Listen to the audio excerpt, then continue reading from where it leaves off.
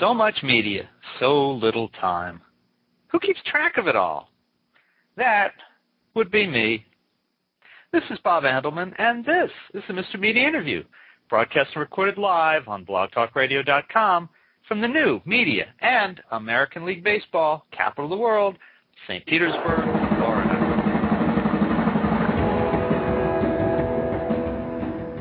You've got to give Joey Lawrence credit. He survived being a child and teen TV star, hanging out with Nell Carter for 77 episodes of Gimme A Break, and Blossom, Mayim Bialik, he'll tell me I screwed that up, for 114 weekly shows. After that, he spent some time establishing himself as a serious actor, even asking to be known as Joseph Lawrence for a time. But when he took the unlikely plunge as a contestant on the third season of ABC's Dancing with the Stars, Lawrence made his presence felt in the land of grown-ups. He's since done a 3-episode stint on CSI New York, for example, and I suspect it's been much smoother sailing ever since. This week, Lawrence and Melissa Joan Hart star in a new movie on ABC Family, My Fake Fiance. Here's a clip from Joey and Melissa in My Fake Fiance. I'm surprised you called. I didn't think you liked me. I don't. Well, I don't like you either. Great. Lunch? I was thinking about something you said at the wedding, about how the money we put into wedding gifts is like a savings account. Well, I really need to make a withdrawal.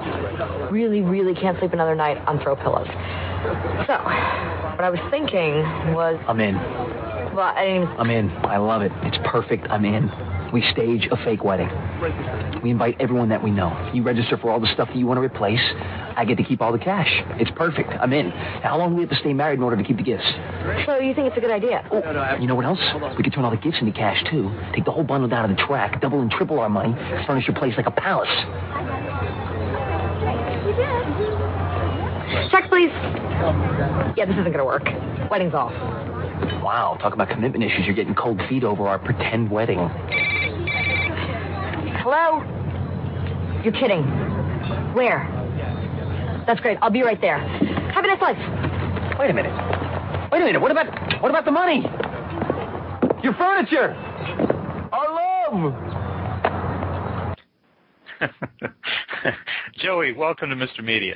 Hey, how are you? I'm good. How about yourself? Good, thank you. You know, I'm sitting here listening to that clip again, and I was thinking, you know, I know this is on ABC Family, but this would have great possibilities on, like, HBO, wouldn't it? It would. I mean, that's kind of one of the things that I like about the project is that, you know, it's kind of a little bit edgy. You know, it's certainly for the family, but it's not, you know, something that you have to watch with your kids. This is a absolute movie for young adult couples, for old couples, that your kids can watch with you. But I think it's really skewed more toward the young adults and adults than it is toward kids, but, you know, it's nothing in there that kids can't see, you know? Mm-hmm. Yep, absolutely. And so, you know, we've got Joey Lawrence and Melissa Joan Hart in a movie together pretending to be engaged. I mean, that by itself sounds like fun.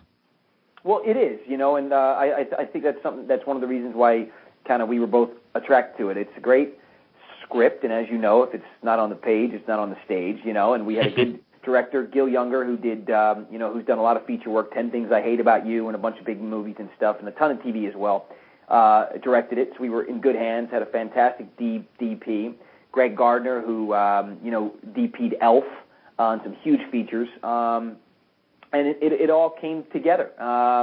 You know, it's a great romp. I think the premise of it is great. I think people often wonder, you know, about marriage a lot of the times. You know, we've all seen the green card marriages, and there's urban myths of, you know, people getting married just for the money and for the, you know, for the cash and the presents, and, you know, if they're in dire straits, they, you know, it calls for desperate measures. And I think it's the first time in a film you've actually seen two people sort of go through with it and then have to deal with the ramifications of going through with it and bringing all these other people into the fold and how it's going to affect them all, parents and in-laws and friends and whatnot, you know?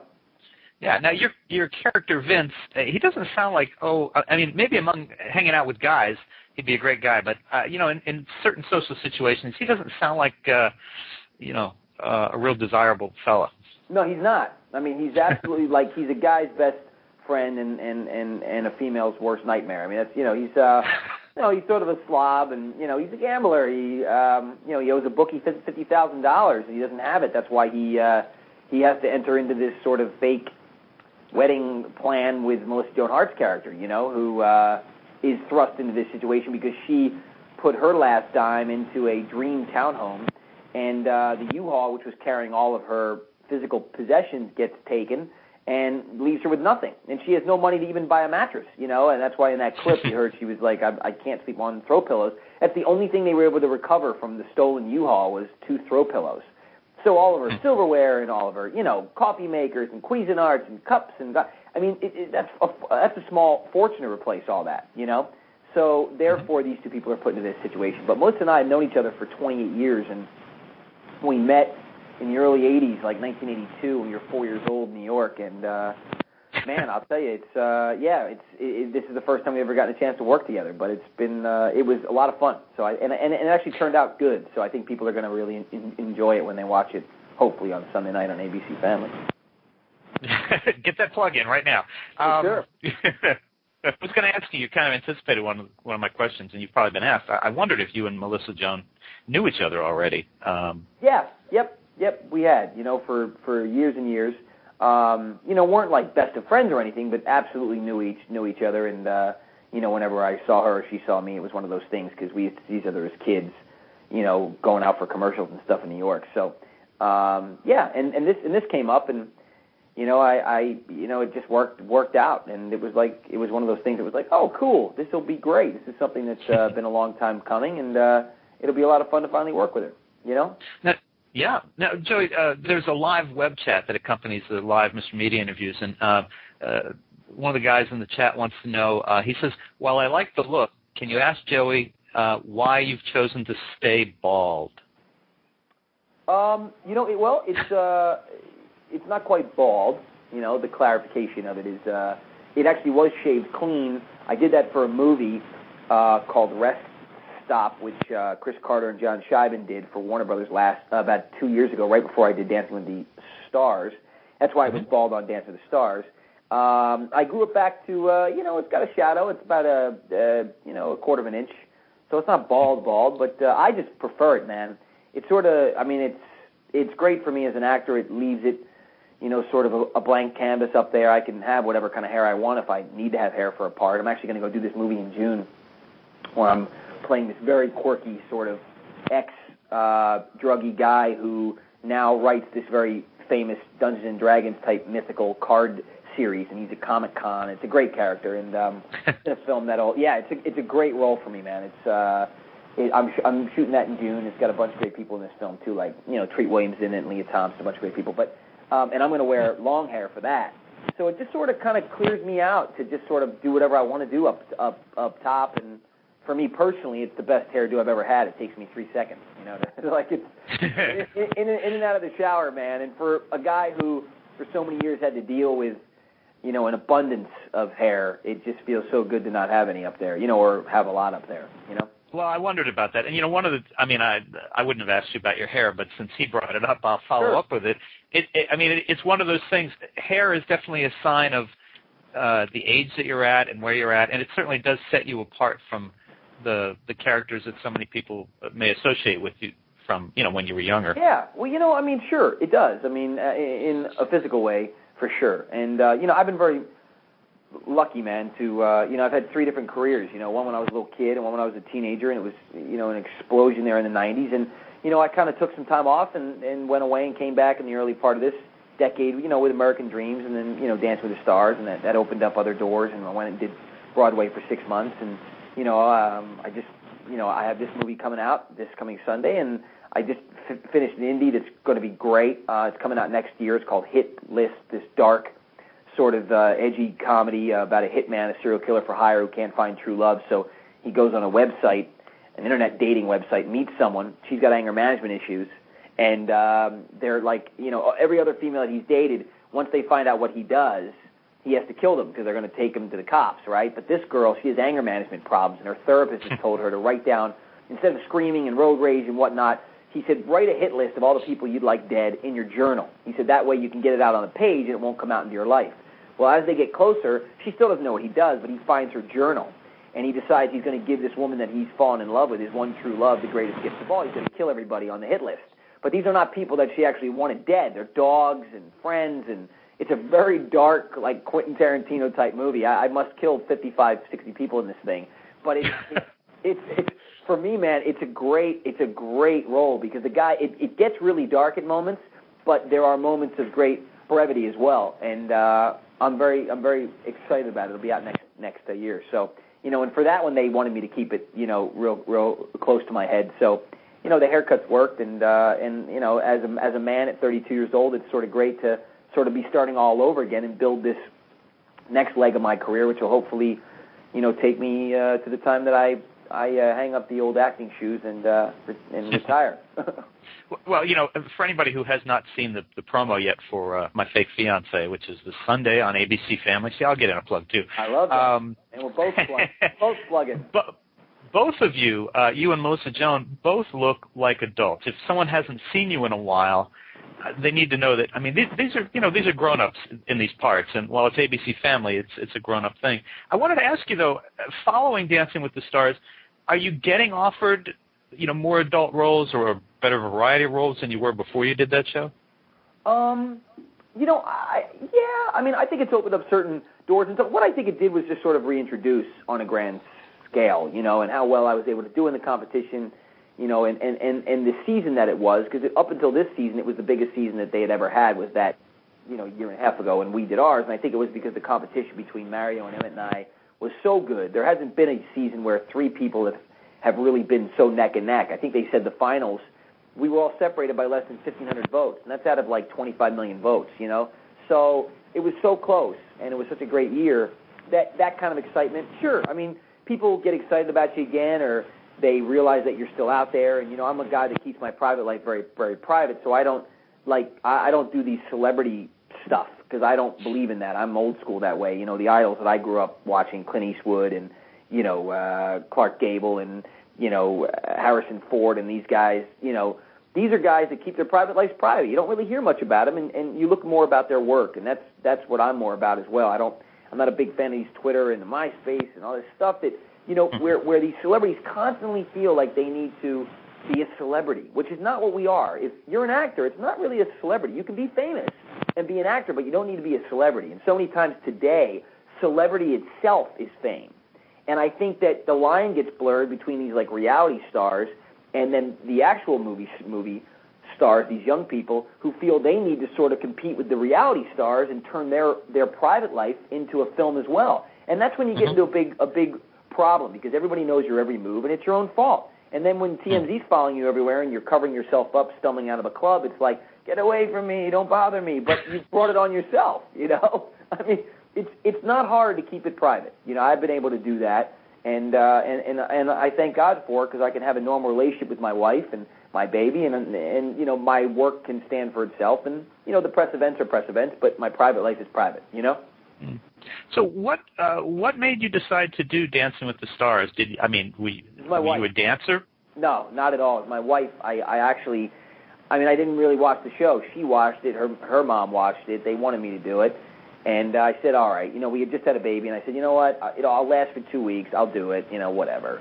And, it turned out to be a lot longer than that. And, I got involved because the competitive side in me, wanted to do better. I didn't know that Mario and Emmett were going to be in there. And I didn't know we were going to have this sort of competition. And, it's, I don't know. As, we're very competitive here in America. And, I certainly, have that inside me too. So I jumped on it and I wanted to, do as good as I could do. But I went into it thinking I was going to last 2 weeks, man, Hey, even Waz apparently lasted more than 2 weeks. I know. Well, that's an anomaly. I think the the cyber squad was out there doing stuff for him, voting online and whatnot, Have you continued to watch, or was one season of being on it enough for you? No, we watch. My wife watches, and I watch, and I do this little thing over on Yahoo. It's sort of a wrap up, sort of my own take on it with a co-host of mine about the show afterwards. So yeah, we watch. It's sort of infectious, and once you've been on it and you want to watch to see how it kind of compares and whatnot. So yeah, I watch. I will not lie. And so. And okay, so if the phone rings an hour from now and there's a producer who says, hey, you know what? I've got this great idea for a movie. It's it's musical. Do you want to dance in a movie? What's the answer? Sure. Yeah. I mean, I can now, and we did the 3 night tours after the show, and I did it with Joey Fatone and Joey McIntyre and Drew Lachey, and we played the Staples Center, and I mean, the smallest venue we played to on these tours was like 13,000 a night. So, doing this we did it for 14 months, and then I was on Broadway for 3 months doing Chicago, and it's opened up like a whole sort of side to my career I never thought that I was able to use, which are my legs, and I can do it. So definitely, I mean, it'd be great to use it again, to I don't know if they're remaking Guys and Dolls or West Side Story or whatever. It'd be fantastic. I've been a huge fan of musicals since I was a little kid. I mean, American in Paris and Singing in the Rain are 2 of my all-time favorites, as well as Summer Stock, and I'm just a big fan of them. So yeah, man, if there was an opportunity that came up and made sense, I'd love it. There's a lot of excitement in the web chat that you're on. I want to pass on a couple of the questions people have for you here.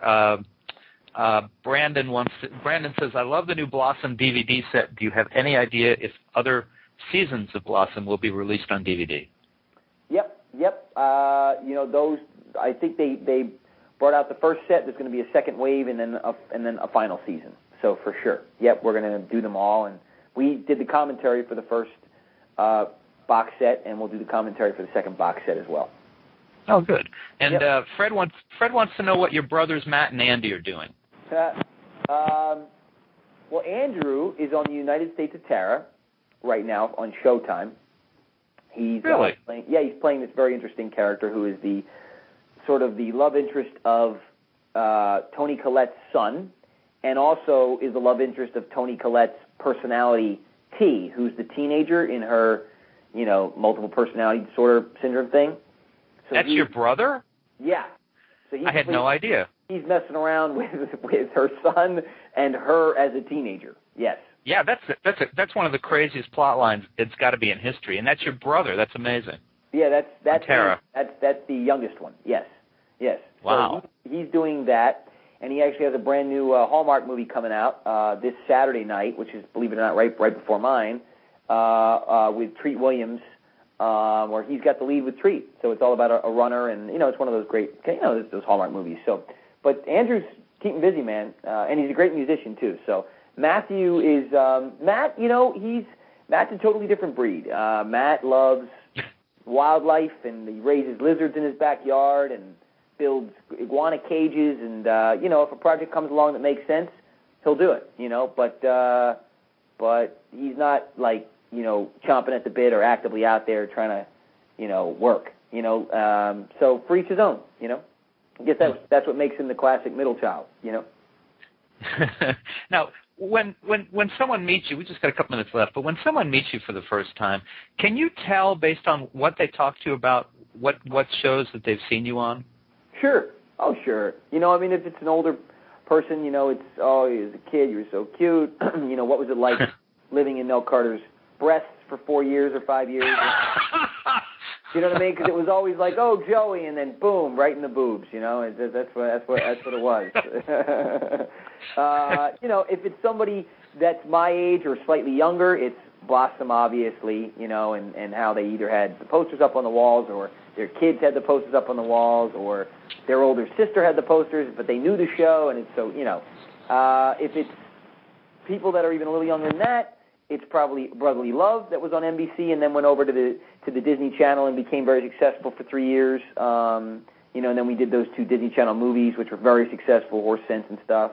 And then Dancing with the Stars is a bunch of, much older people, as well as fans that are my age. But, it's opened me up to that, 45 and up crowd that sort of maybe watched me grow up but didn't realize I was the same person and now are fans, and they come up as well. So it sort of gives you that whole, like a very wide spread demographic there, which is great because it allows me to do a bunch of different things that a bunch of people can go see, Well, yeah, and now I'm still back on Gimme A Break, which I'm thinking I completely missed the point of the title of that show. I'm thinking now that it was Gimme A Break, Nell, I can't breathe in here. Exactly. That's what it was for me. Exactly right. Yes.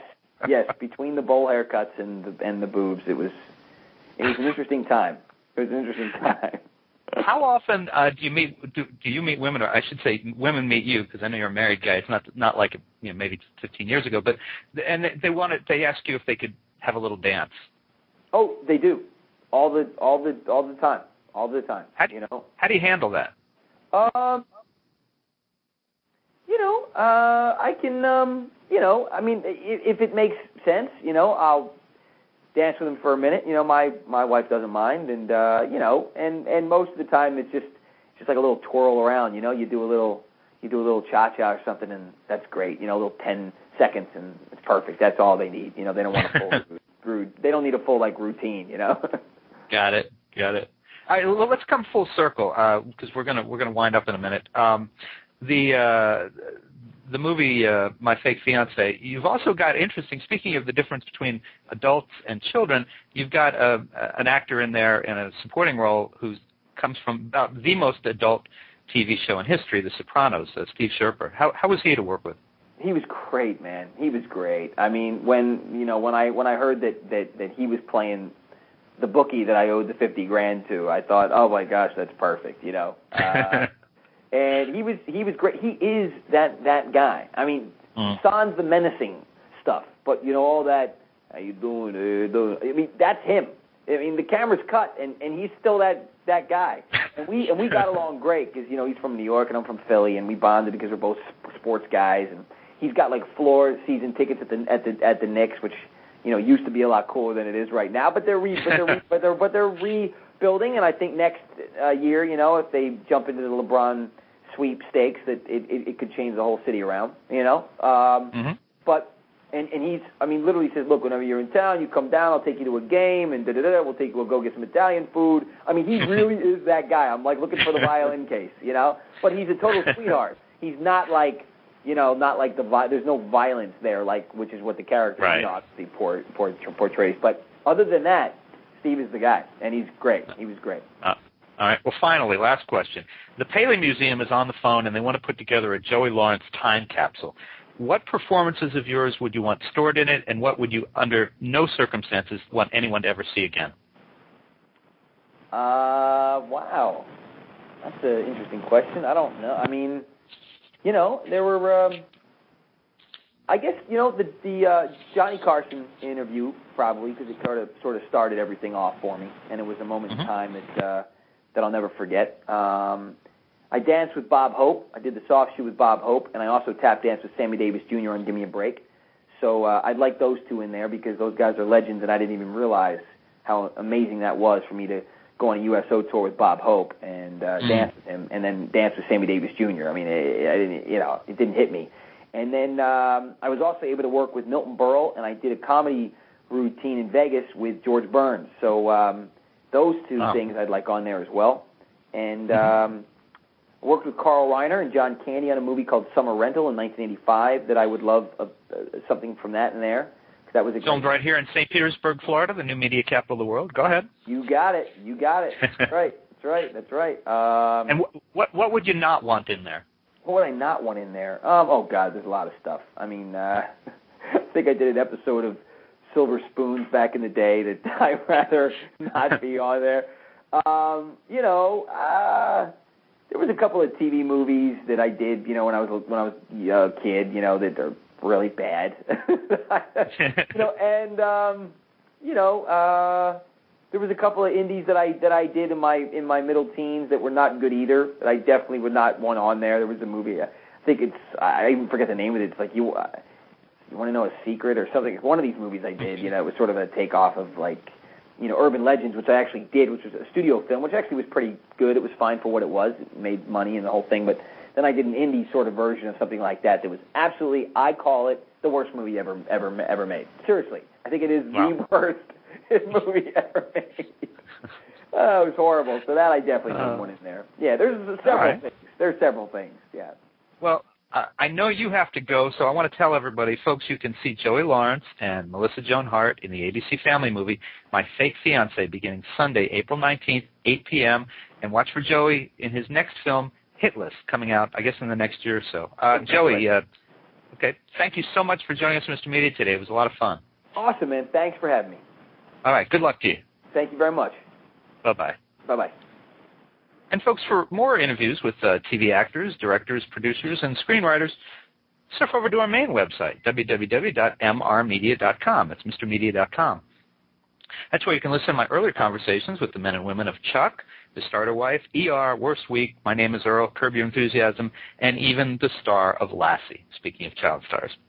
Please think about writing an online review of Mr. Media, casting a vote for Mr. Media, or marking Mr. Media as one of your favorites. Whether you listen on Blog Talk Radio, MySpace, Facebook, High Five, Tag, Bebo, Orkut, Digital Journal, Podcast, Pickle, Vox, Pointer Online, iGoogle, Yahoo, Folio, Mediafly, Podfeed.net, Blueberry, Zencast, or Odeo. And subscribe to Mr. Media on iTunes, and you'll never miss a show. Just search Mr. Media Interviews from within iTunes and subscribe for free. You can also listen with a piece of string and a tin can in many locations. If you've got an idea for a guest, email me directly at bob@andelman.com. That's ANDELMAN. You can also follow me on Facebook or on Twitter, www.twitter.com/Andelman. Thanks so much for joining us today. I always appreciate when you share a piece of your day with us.